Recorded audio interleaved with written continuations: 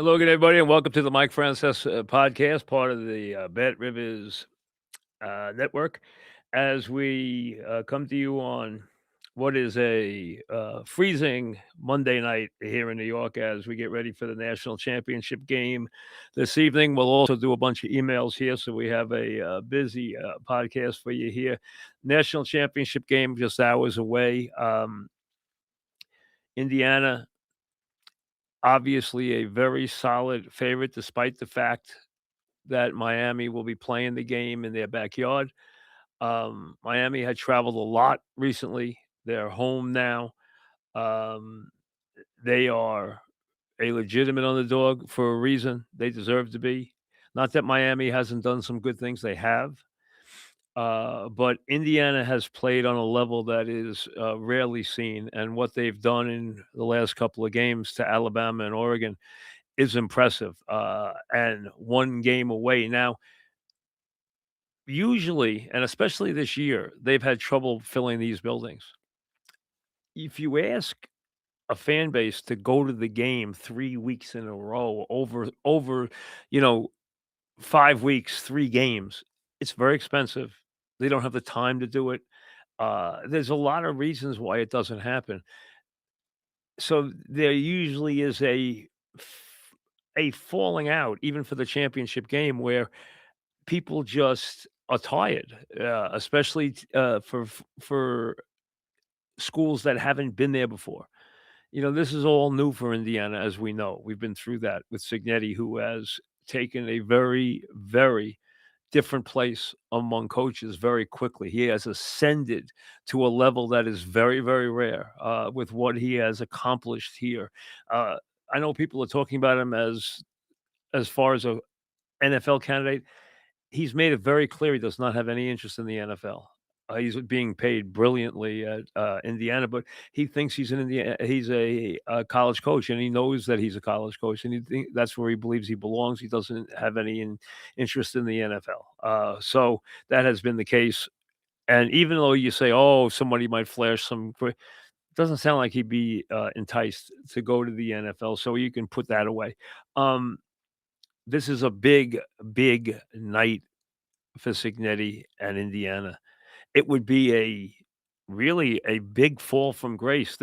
With all the success and all the accolades and all the attention comes enormous pressure this evening. If they should lose this game tonight, if they should get upset, there will be such a reaction to Indiana because people have treated them in such a special way, and rightly so because of what they've accomplished and the way they've accomplished it.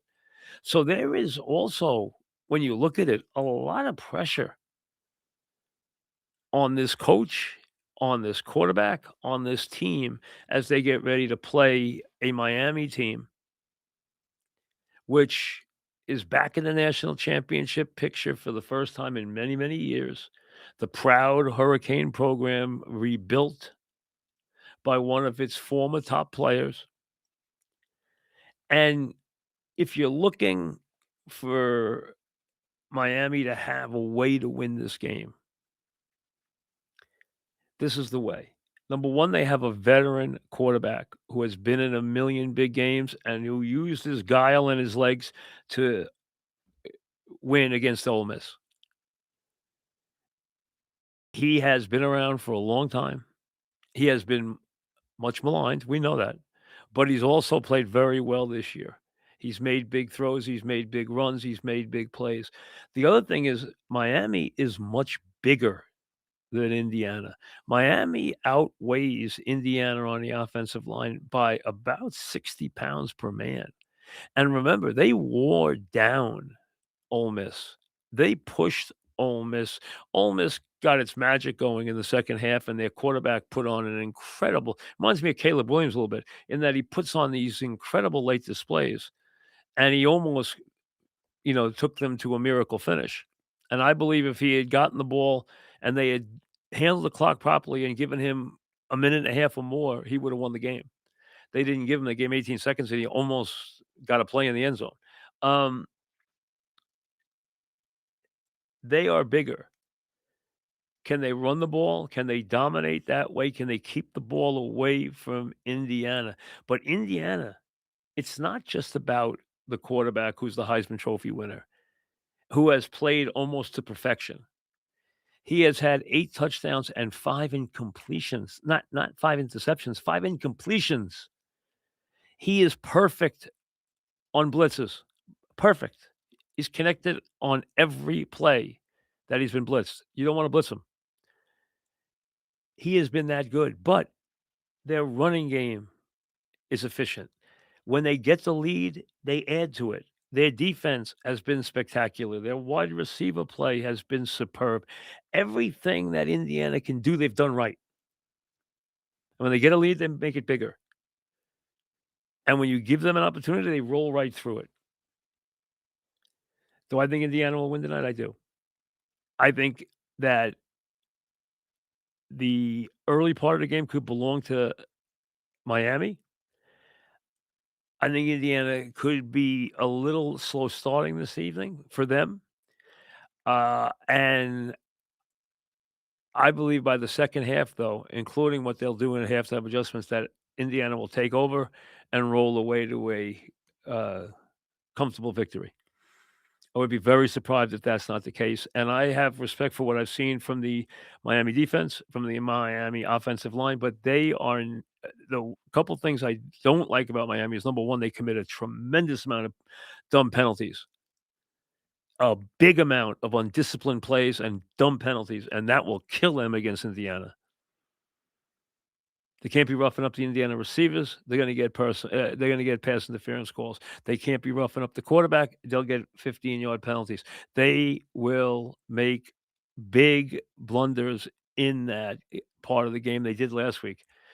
A major, major problem for them is how many penalties, and you cannot do that against a team as efficient and as disciplined as Indiana is.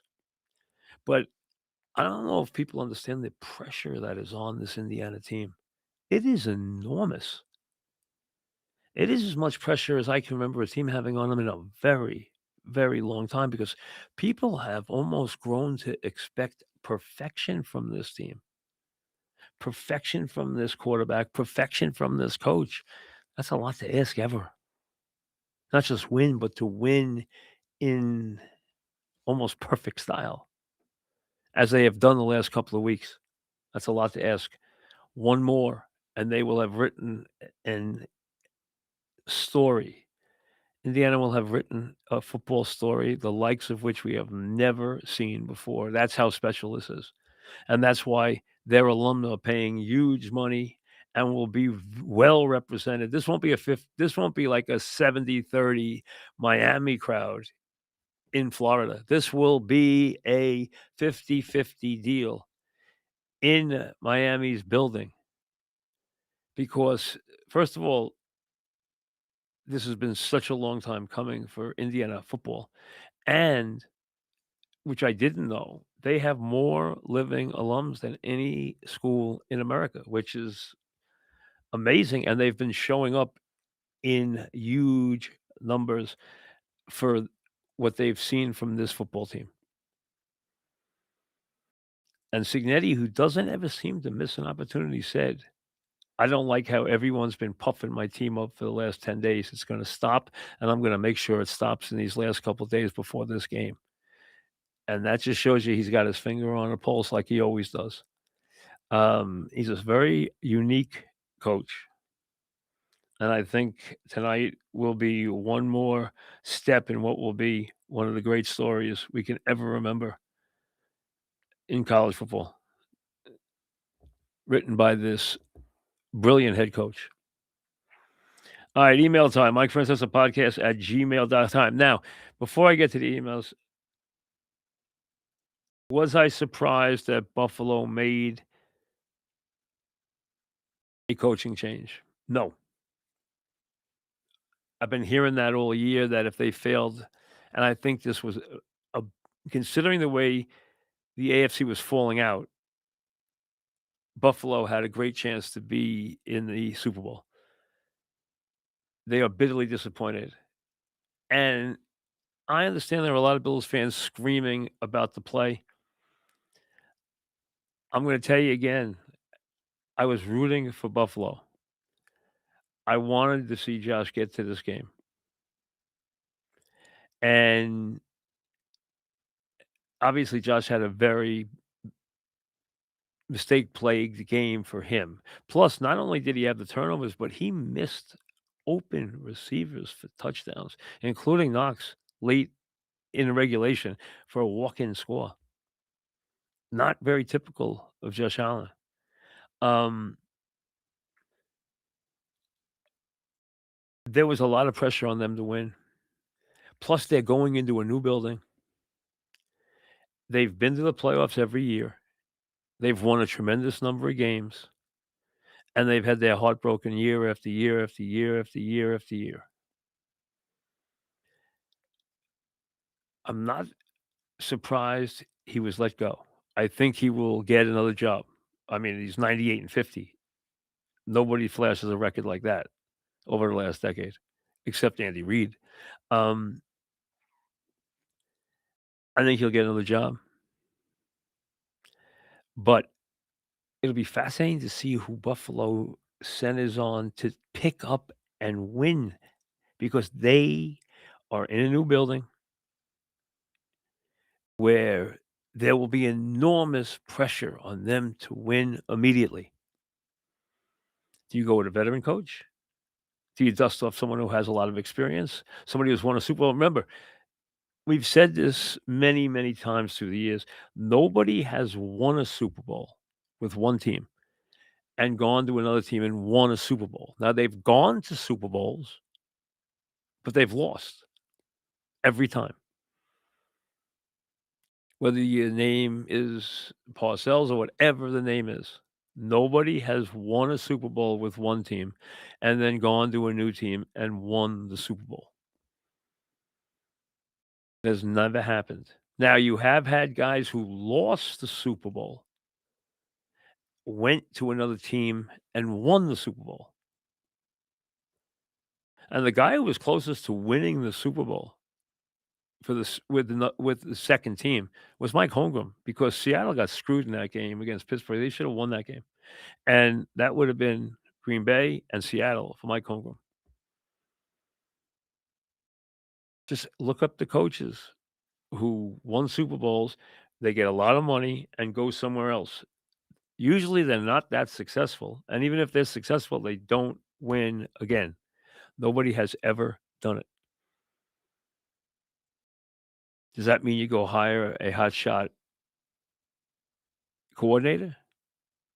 Does Brady get the job?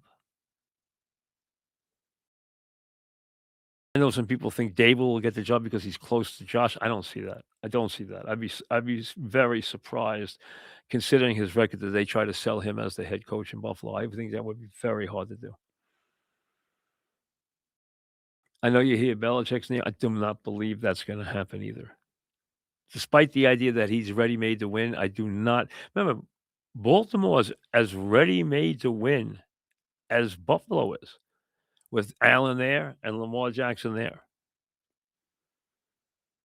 So that job should be looked at the exact same way because they both have superstar, Hall of Fame, special quarterbacks who have fallen short of getting to a Super Bowl.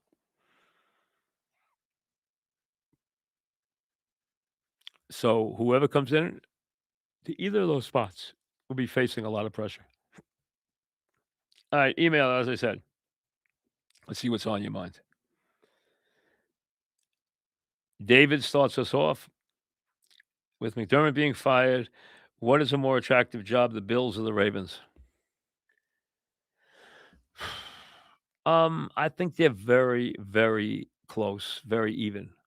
I don't think one has a big advantage. I think Buffalo needs a lot of work on defense. They need to rebuild their receiving core. They don't have great talent other than the quarterback. Baltimore needs to rebuild its defense in a big way. Both Lamar and Josh are capable of dominating, being MVP, dominating the sport, and neither one has gotten there. I would call it pretty much dead even. I don't think there's an advantage really one way or the other, to be honest with you. John, do you think the Bears should have went for 2 at the end of regulation? No way. Hey, you are looking not at a regular season game and a 10-minute overtime period. You are looking at a new game that will go on for as long as it needs to go on. I don't see anybody in that spot feeling like they have a big enough advantage to relegate their Super Bowl chance to one play when they can turn it into a complete competition. Remember, that game could go on forever. There's no timetable. There's no time limit. The game goes on forever until somebody wins. Now, usually it doesn't take that long, but there have been games that have gone very long, Kansas City, Miami is the classic one.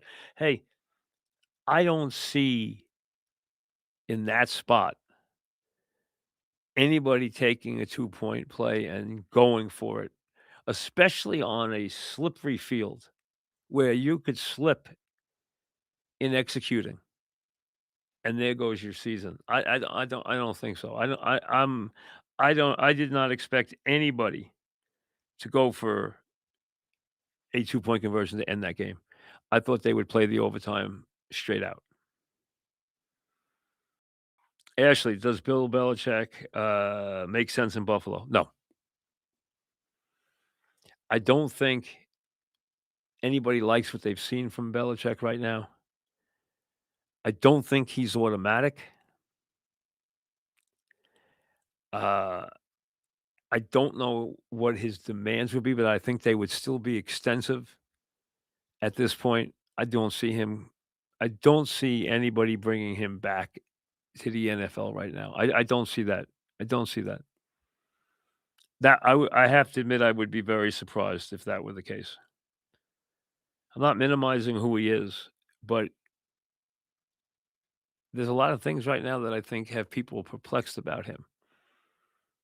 His lifestyle, what he really wants out of life right now, which is his prerogative. I mean, he's put in an incredible amount of time and done great work, but the great work hasn't been done recently.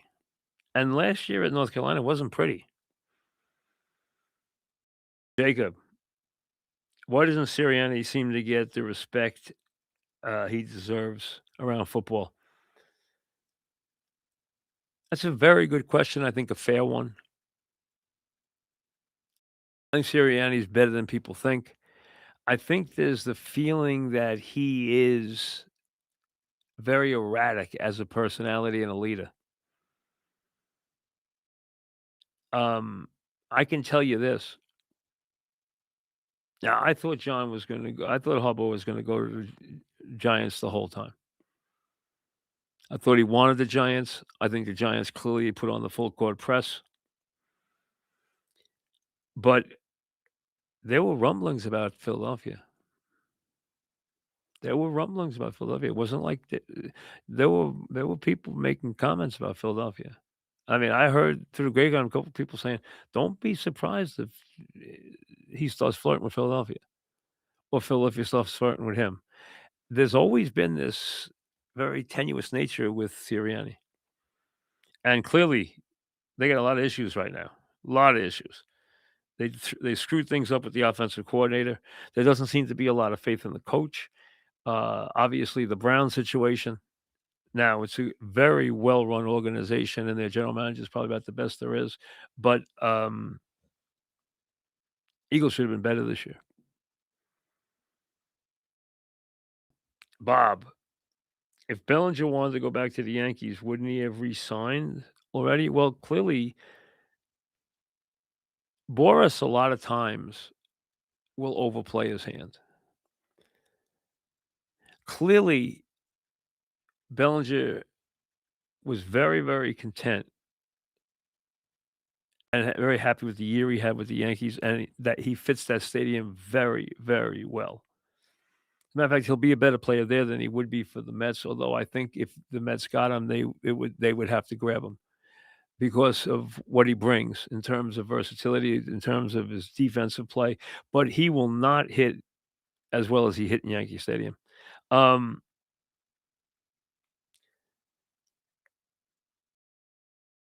the Yankees have one set of plans for him financially, and he seems to have another one. Does that mean he winds up with the Mets? Maybe. I don't know. I don't think there's anybody else. I think it's the Yankees or the Mets. It really looks that way.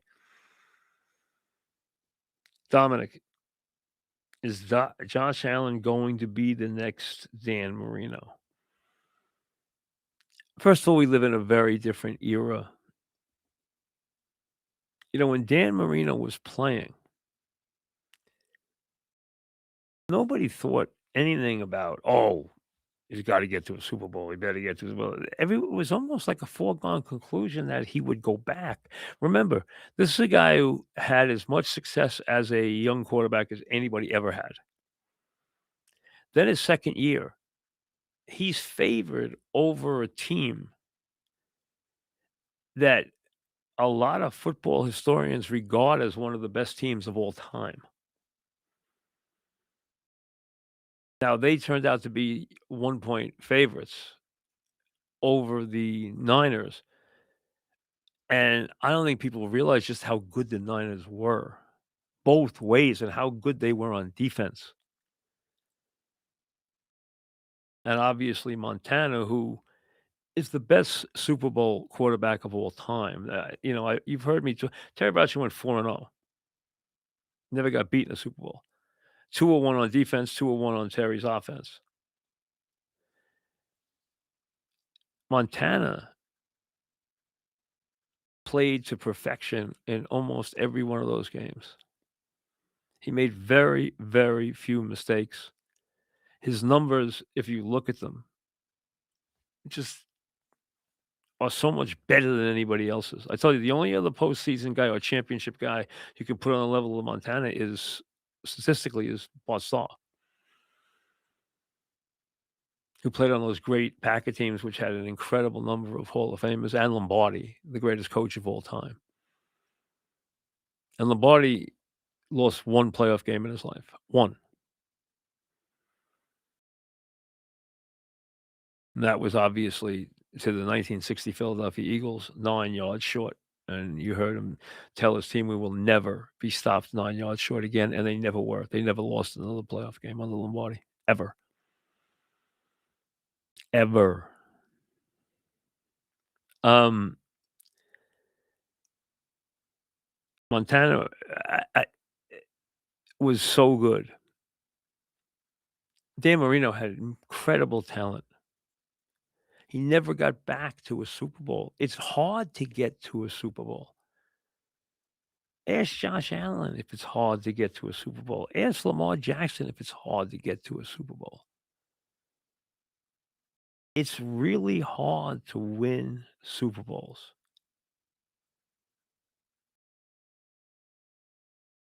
It just is.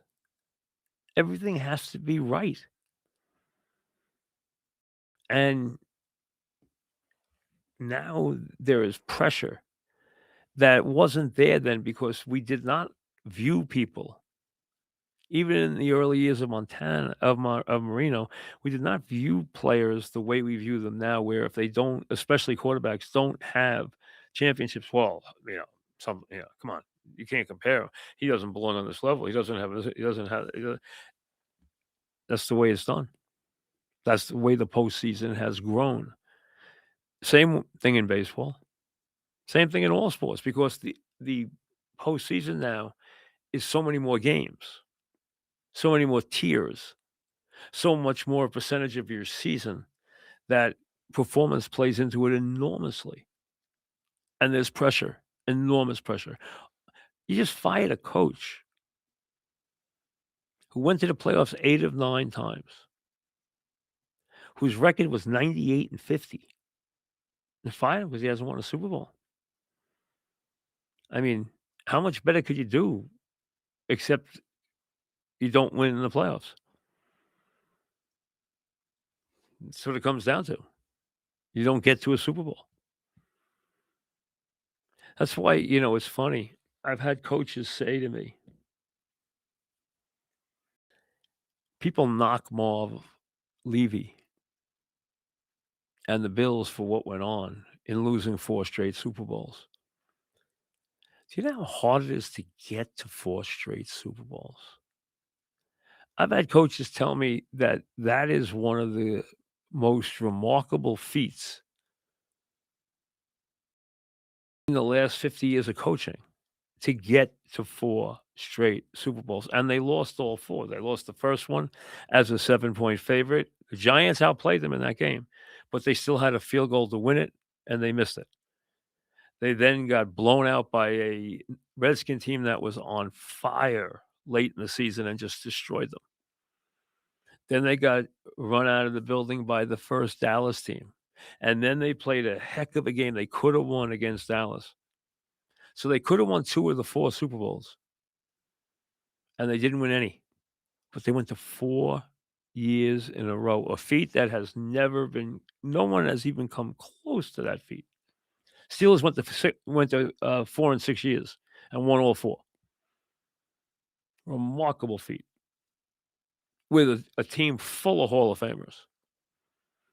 One of the great teams of all time, especially when you realize who's on the defense, and then you add in Swan and Stallworth and Terry and, Franco Harris and the great offensive linemen, and you say, "Wow, how much talent did the Steelers have?" A lot. A lot.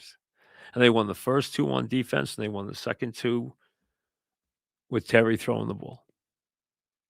Especially because remember, they trailed the Rams pretty big, and when came on, they were down going into the 4th quarter, and they broke the game open in the 4th quarter to go on to a 31-19 win. Um, it's hard to win Super Bowls. I don't care if your name's Allen, I don't care if it's Marino, I don't care if it's Jackson, I don't care what your name is. It's very hard to win Super Bowls. I'm looking forward to the championship game tonight. I'm looking forward to the Giants moving into a new era with Harbaugh tomorrow. I think that's a very special era and one where I hope everybody takes the time tomorrow to realize how special the efforts of John Mara were during this negotiation. This is a man who is fighting in an uphill battle, a very, very serious uphill battle with his health,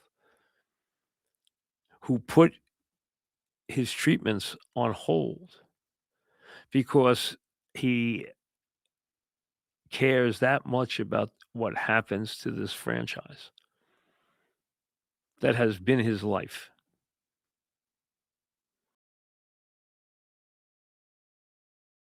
And just also remember that John Mara in his lifetime has experienced 5 Super Bowls and 4 victories. There's a lot of NFL owners who haven't come close to that.